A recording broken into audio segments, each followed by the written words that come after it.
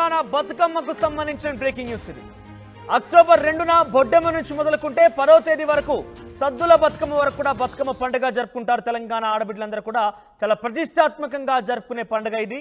అయితే ఈ ఏడాది బతుకమ్మ చీరలు బంద్ అంటూ కూడా రాష్ట్ర ప్రభుత్వం చెప్పగానే చెప్తోంది. బతుకమ్మ చీరల స్థానంలో నగదు పంపిణీ చేసేందుకు ఆలోచన చేస్తుందట తెలంగాణ రాష్ట్ర సర్కార్. గత ప్రభుత్వంలో కేసీఆర్ ముఖ్యమంత్రిగా ఉన్న సమయంలో అటు సిరిసిల్ల నేతన్నలకి లాభం చేకూర్చే విధంగా వారి యొక్క నేతన్నల్ని ప్రోత్సహించే విధంగా ఇటు తెలంగాణ ఆడబిడ్డలకి బతుకమ్మ కానుకగా ఇస్తామంటూ కేసీఆర్ సర్కార్ చెప్పుకొచ్చింది. కొన్ని అవకతవకలు జరిగాయి, కొన్ని ఆరోపణలు కూడా ఎదుర్కొన్నారు. కానీ బతుకమ్మ చీరల పేరిట ప్రతి ఏడు కూడా సుమారుగా 3-4 సంవత్సరాల వరకు దాదాపుగా ప్రతి ఏడు కూడా బతుకమ్మ చీరలు పంపిణీ ప్రక్రియ కొనసాగింది తెలంగాణ రాష్ట్రంలో.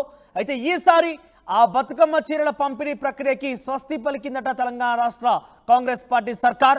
దానికి ఆల్టర్నేట్గా, దానికి ప్రత్యామ్నాయంగా నగదు పంపిణీ కార్యక్రమానికి తెరలేపింది. అయితే నగదు పంపిణీ కార్యక్రమంలో భాగంగా ప్రతి మహిళకి కూడా 500 రూపాయలు లేదా ఆ పైనే సర్కార్ ఇచ్చే ఆలోచనలో ఉందట. అది చేతికిద్దామా లేదంటే బ్యాంక్ అకౌంట్లో వేద్దామా అనే ఆలోచనలో ప్రస్తుతం రాష్ట్ర ప్రభుత్వం ఆలోచన చేస్తుందట.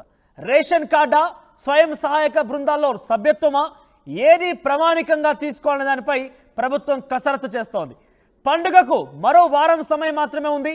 వారంలో నగదు పంపిణీ సాధ్యం అవుతుందా అనే ఒక క్వశ్చన్ కూడా ప్రభుత్వ వర్గాల్లో రేజ్ అయింది. దానికి సంబంధించి సమాధానం వెతికే పనిలో పడ్డారు.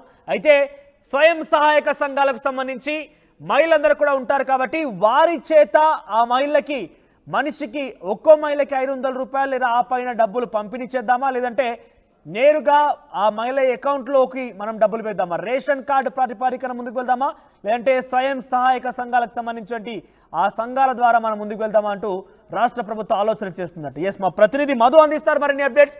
అంతకుముందు కేసీఆర్ ప్రభుత్వం ప్రవేశపెట్టినటువంటి బతుకమ్మ చీరల పంపిణీ ప్రక్రియ, మీకు ఆ బతుకమ్మ చీరలు కావాలని కోరుకుంటున్నారా, లేదంటే ఆ చీరల పైన మీ అభిప్రాయం ఏంటి? లేదు, ఈ రాష్ట్ర ప్రభుత్వం ప్రవేశపెట్టే విధంగానే నగదు కావాలని కోరుకుంటున్నారా? ఇంతకీ మీ అభిప్రాయం ఏంటి? మీ అభిప్రాయాన్ని కామెంట్ రూపంలో తెలియజేసే ప్రయత్నం చేయండి. ఎస్ మధు, సో ఈ ఆలోచన నగదు పంపిణీ విషయంలో రాష్ట్ర సర్కార్ చేస్తున్న ఆలోచన ఎంతవరకు ముందడుగు పడే అవకాశం? ఎందుకంటే రాష్ట్ర వ్యాప్తంగా మహిళలకి చాలా పెద్ద ఎత్తున, అంటే అది ఈక్వల్గా బతుకమ్మ చీరలకు సంబంధించి చూస్తే కనుక ఆల్రెడీ నేతలకు కూడా ఇచ్చే అవకాశం ఉంది. డబ్బుల్ని సేమ్ ఖర్చు చేయాల్సి ఉండేది. కానీ ఇప్పుడు ఆ చీరలు కాకుండా నేరుగా డబ్బులు ఇవ్వడం పైన ఎటువంటి చర్చ కొనసాగుతోంది? రాష్ట్ర ప్రభుత్వం ఈ విషయం పైన కొలికి వచ్చిందా?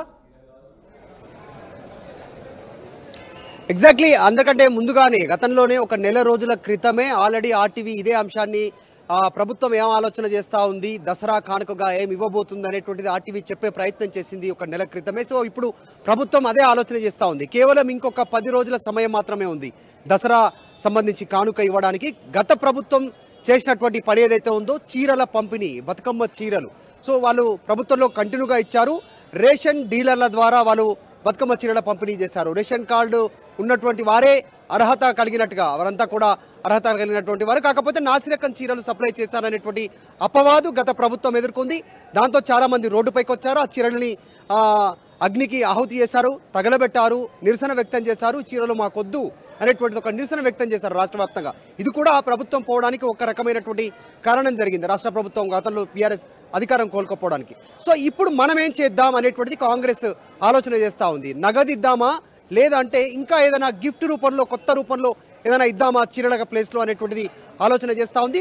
ప్రస్తుతానికి సూత్రప్రాయంగా 500 నుంచి 1000 రూపాయల మధ్యలో డబ్బులు ఇస్తే ఎలా ఉంటుంది, చీర కొనుక్కునే అవకాశం ఉందా, 500 రూపాయలకు బయట మార్కెట్లో నాణ్యమైనటువంటి చీర, వారికి నచ్చినటువంటి విధంగా చీర వస్తూ ఉందా అనేటువంటి అంశాలు ప్రస్తుతం పరిశీలన చేస్తూ ఉంది ఈ అంశంలో. అయితే ఒకవేళ కనుక ఇప్పుడు 90 లక్షలకు పైగా రేషన్ కార్డులు ఉన్నాయి రాష్ట్ర వ్యాప్తంగా, కాబట్టి రేషన్ కార్డే ప్రామాణికంగా కనుక తీసుకుంటే ఈ బతుకమ్మ చీరలు ఇవ్వాలనుకుంటే మొత్తం 450 కోట్లు అవసరం అవుతుంది ప్రస్తుతానికి ఇమ్మీడియట్గా దసరా కానుకగా ప్రతి మహిళకు చీర ఇవ్వడానికి. ఒకవేళ 1000 రూపాయలు ఇద్దామనుకుంటే 900 కోట్ల రూపాయలు ఇమ్మీడియట్గా రాష్ట్ర ప్రభుత్వం నగదును బదిలీ చేయాల్సి ఉంటుంది, అకౌంట్ ద్వారా కానీ చేతికి అందించడం ద్వారా కానీ. సో కాకపోతే ఎలా ఇద్దాము, నగదిద్దామా, నగదిస్తే రేషన్ డీలర్ల ద్వారా ఏ రకంగా అయితే రేషన్ కార్డు ఎంట్రీ ద్వారా చీరలు ఇచ్చినట్టుగానే నగదు అందజేద్దామా, లేదంటే వారి బ్యాంక్ అకౌంట్లకి నగదును డైరెక్ట్ గా ట్రాన్స్ఫర్ చేద్దాం అనేటువంటి ఆలోచన రాష్ట్ర ప్రభుత్వం చేస్తా ఉంది, కసరత్తు చేస్తా ఉంది. ఆ మహిళలకి నగదు రూపంలో పంపిణీ చేసినా లేదంటే స్వయం సహాయక సంఘాల ద్వారా ఆ యొక్క నగదుని జమ చేసినా ఏ రకంగా చూసినా కూడా అనుకున్న స్థాయిలో క్షేత్రస్థాయిలో అందరి మహిళలకి న్యాయం జరగకపోవచ్చు.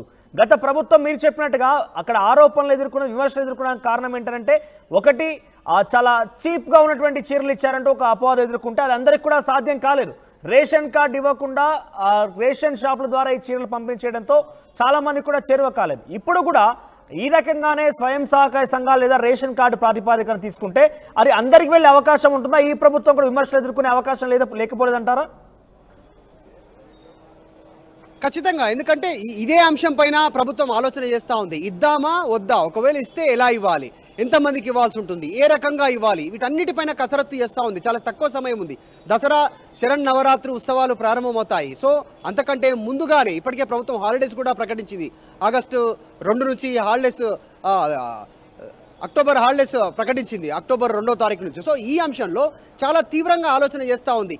ఇస్తే బదనామయ్యే కంటే ఇవ్వకుండా ఉంటే ఎలా ఉంటుంది, ఒకవేళ ఇస్తే నగదు పంపిణీ చేయాలా, ఆన్లైన్ అకౌంట్ చేయాలా, ఇంకా గిఫ్ట్ రూపంలో ఇవ్వాలి. ఎందుకంటే చీరల విషయం దాదాపు ఫుల్ స్టాప్ పడ్డట్టే. ఇంతవరకు చీరలకు ఆర్డర్ ఇవ్వలేదు రాష్ట్ర ప్రభుత్వం. గత ప్రభుత్వము ఇక్కడ ఉన్నటువంటి సిరిసిల్ల చేనేతలకు సంబంధించినటువంటి విషయంలో చీరలో నగదు రూపంలో ఇస్తారా, డైరెక్ట్గా ట్రాన్స్ఫర్ చేస్తారా, ఏ రకంగా చేస్తుందో ప్రభుత్వం దీనిపైన కసరత్తు చేస్తుంది. దీనిపైన త్వరలోనే క్లారిటీ రానుంది. రైట్ మధు. సో మొత్తం మీద తెలంగాణ రాష్ట్రానికి సంబంధించినటువంటి అతి కీలకంగా అన్నిటికంటే ముఖ్య పండుగగా భావించేటువంటి బతుకమ్మ పండుగకు సంబంధించి గత ప్రభుత్వం కేసీఆర్ హయాంలో బతుకమ్మకి ఆడబిడ్డలకి చీరల పంపిణీ కార్యక్రమం అంటూ ఒక పథకాన్ని తీసుకొచ్చింది. ఈ చీరల పంపిణీ కార్యక్రమం మొదటి సంవత్సరంలో అయితే ఇతర రాష్ట్రాల నుంచి, గుజరాత్ నుంచి, అహ్మదాబాద్ నుంచి చీరలు తీసుకొచ్చి చాలా వరకు అపవాదం ఎదుర్కొంది.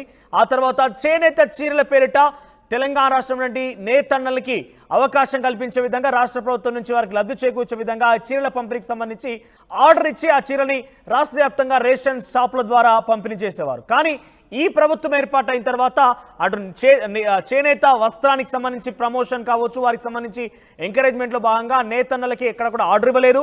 పైపెచ్చు ఒకవేళ కనుక పూర్తిగా ఇవ్వకుండా కంటే ఊరుకుంటే కనుక ప్రభుత్వం అపవాదం ఎదుర్కొనే అవకాశం ఉన్న నేపథ్యంలో నగదు పంపిణీకి తెరలేపింది. అయితే నగదు పంపిణీ విషయానికి వస్తే రేషన్ కార్డుల ఆధారితంగా నగదు పంపిణీ చేయాలా, లేదంటే స్వయం సహాయక సంఘాల ద్వారా ఉన్నటువంటి ఆ మహిళలకి నగదు అందజేయాలా, డైరెక్ట్గా వాళ్ళ అకౌంట్లో వేయాలా, ఈ రకంగా 3 ఆప్షన్లుగా తెలుస్తోంది. కానీ ఏదేమైనా కూడా గత ప్రభుత్వం అనేక విమర్శలు ఎదుర్కొంది కాబట్టి ఆ విమర్శల నుంచి ఇటు చేసినా చేయకపోయినా కూడా విమర్శలు ఎదుర్కొనే అవకాశం ఉన్నట్టుగా ప్రభుత్వం ఆలోచన చేస్తోంది.